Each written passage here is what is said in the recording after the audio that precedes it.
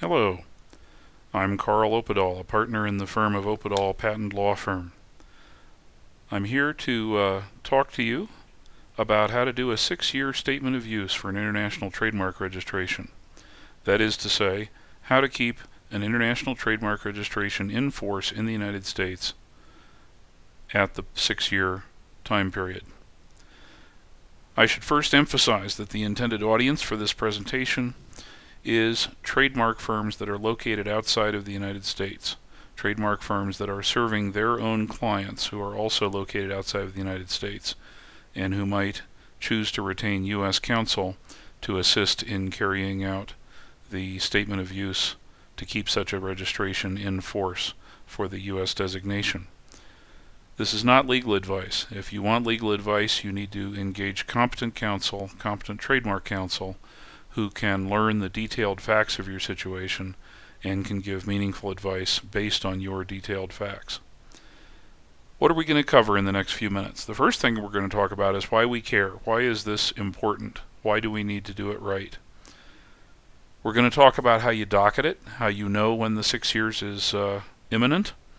We'll talk about the many preparations that you need to make ahead of time so that when the time comes to do the statement of use, you can be well prepared for it. We'll talk about the documents that are actually required for purposes of carrying out the renewal.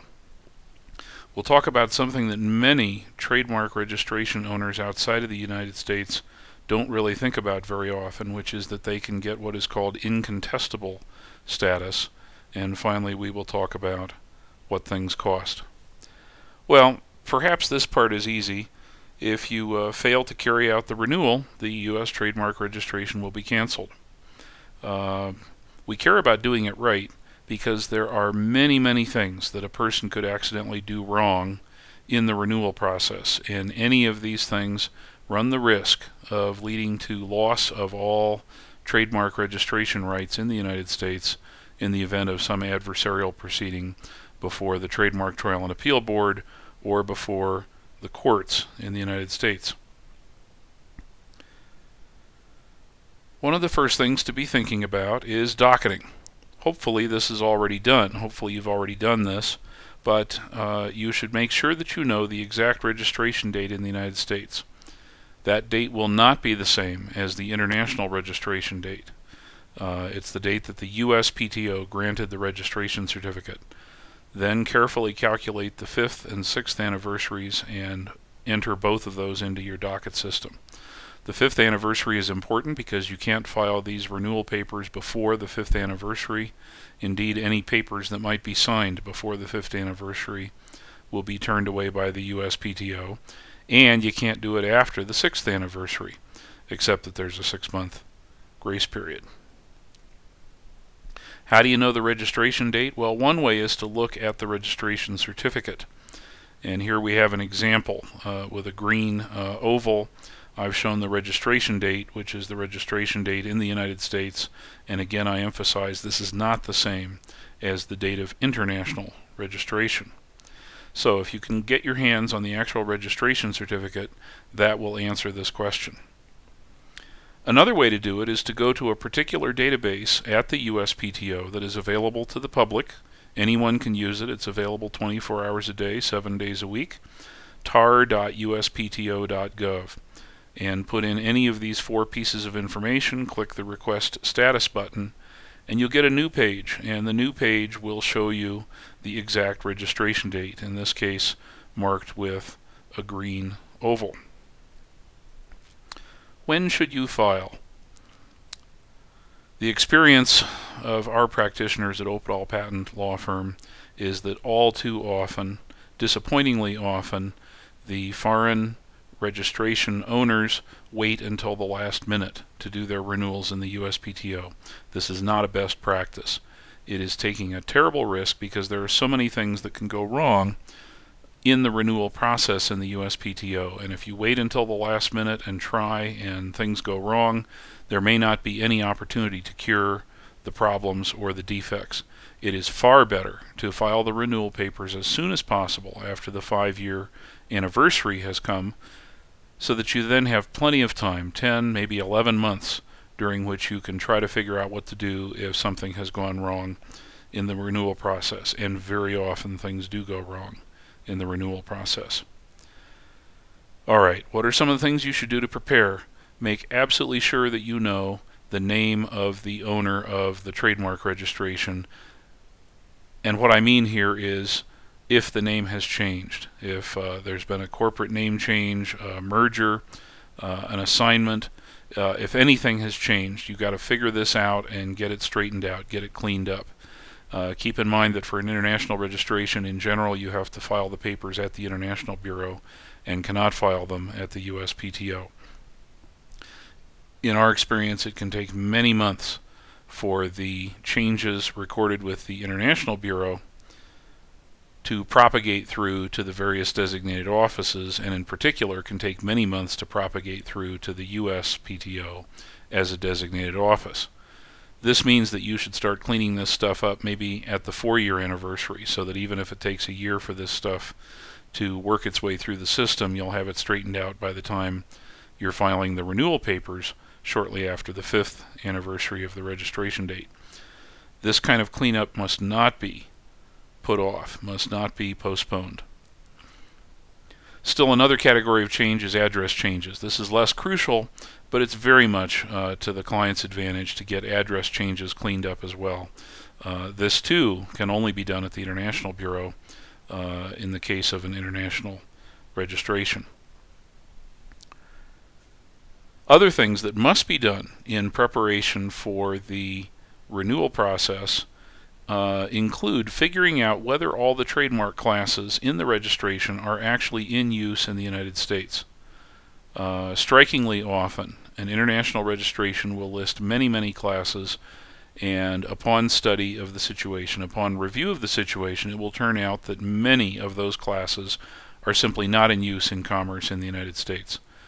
If that's the case, they have to be canceled as part of the renewal process. And although this seems like bad news, it also reduces the government fees that will have to be paid. What are the consequences of getting this wrong? What are the consequences of trying to avoid this detail-oriented issue? The consequences are often severe. In the event of a later adversarial proceeding before the Trademark Trial and Appeal Board or before a court, it could well happen that if someone failed to cancel a trademark class that should have been canceled, the remedy imposed against the trademark registrant may well be loss of all registered rights. Having figured out which classes need to be canceled, well then what remains is the classes that are not going to be canceled. Within each of those classes, one must go through one by one every item of goods, every item of services listed in that class in the registration. Why? Because the ones that are not actually in use in interstate commerce in the United States must be canceled.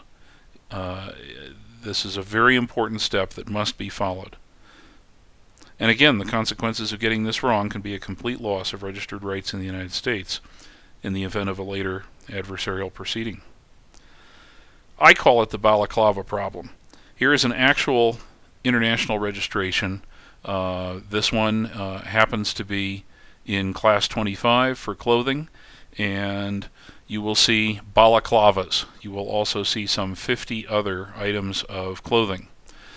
The registrant must not simply renew the registration with respect to every item of clothing listed here. The registrant must instead go down through the items one by one, each of these 50 items, and figure out if each of those items is in commerce in the United States, in interstate commerce, in connection with the mark. Now I say balaclavas because that's my favorite example. I think the majority of owners of international registrations that list every kind of clothing in their registration probably do not actually ship balaclavas to the United States with the trademark affixed to it. What is interstate commerce? It means commerce into or out of the United States, or commerce between and among individual states within the United States. Use. What is use? It means the mark on the goods or on the services. The mark has to be used to indicate the origin of the goods or services. The mark cannot be merely decorative. The mark should not be used as a noun. The mark should not be used as a generic term. The mark should not be used in a descriptive fashion. The mark should be used as a trademark, as an indicator of the origin of the goods or the services. Alright, so we've figured out which trademark classes will be canceled from the registration, and we have figured out which goods and services will be canceled from the remaining classes. What next? What next is we have to identify what we're going to use for specimens of use. A specimen of use is required for each trademark class that is being renewed. For goods, the specimen of use should be a photograph showing the mark on the goods, if possible. The photograph does not need to be a professional, expensive photograph. It could be a simple snapshot taken with someone's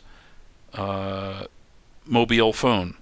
Take a photo with your mobile phone that shows the trademark on the goods. Send it as a multimedia message to your U.S. Counsel's cell phone. They will then be able to use it in the renewal process. It doesn't have to be a fancy photograph.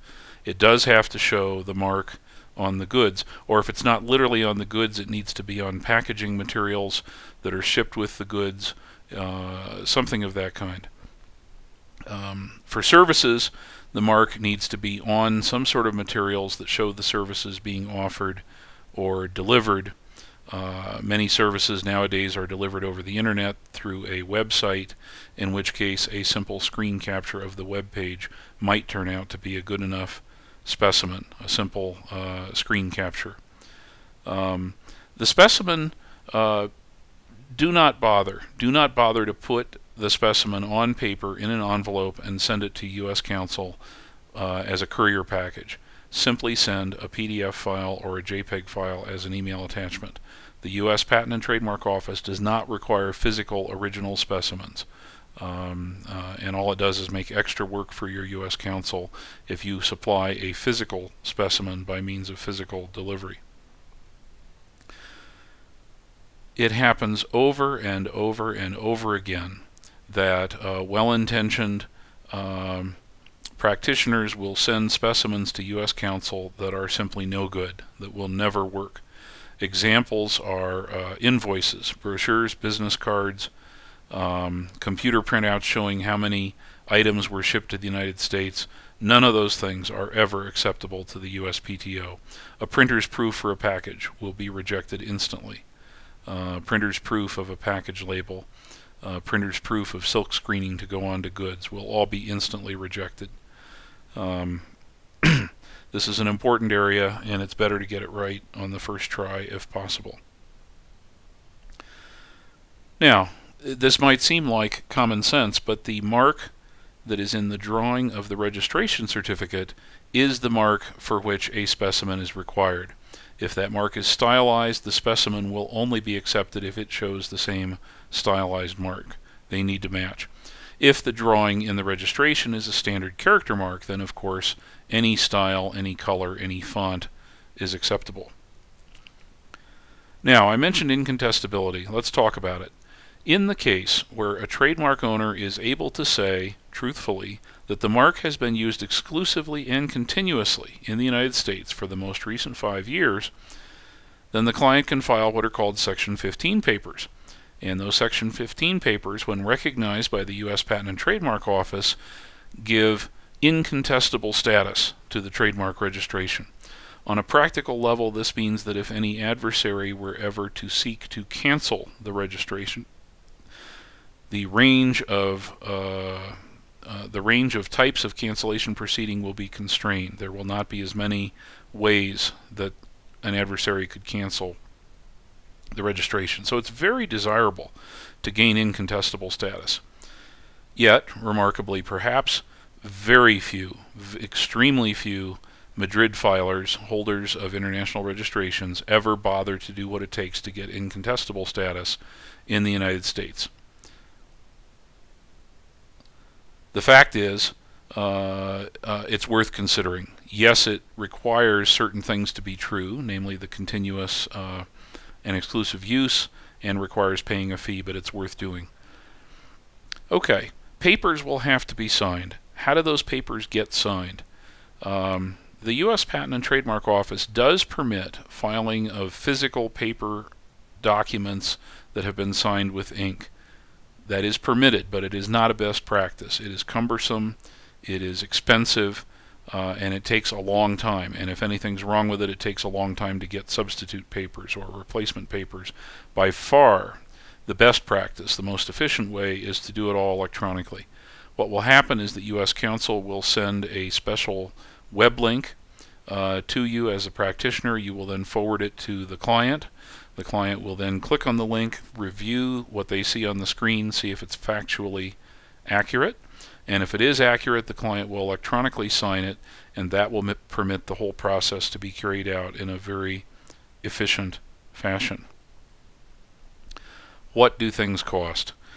Well, for the 6-year renewal, the basic U.S. government fee, U.S. PTO fee, is $100 per class that is being renewed. So if there are 3 classes being renewed, the government fee will be $300.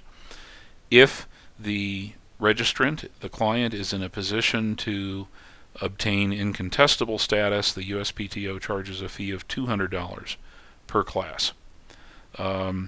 If the client does not manage to carry out the renewal by the 6th anniversary, there is a 6-month grace period, and the grace period fee, which is in addition to any other fee being paid, is $100 per trademark class being renewed during the grace period.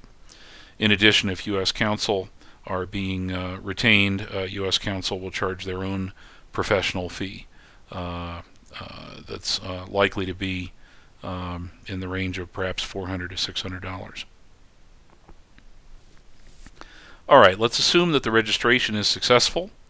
Even though there are a lot of things that can go wrong, there are things that it does many times. The renewal is successful.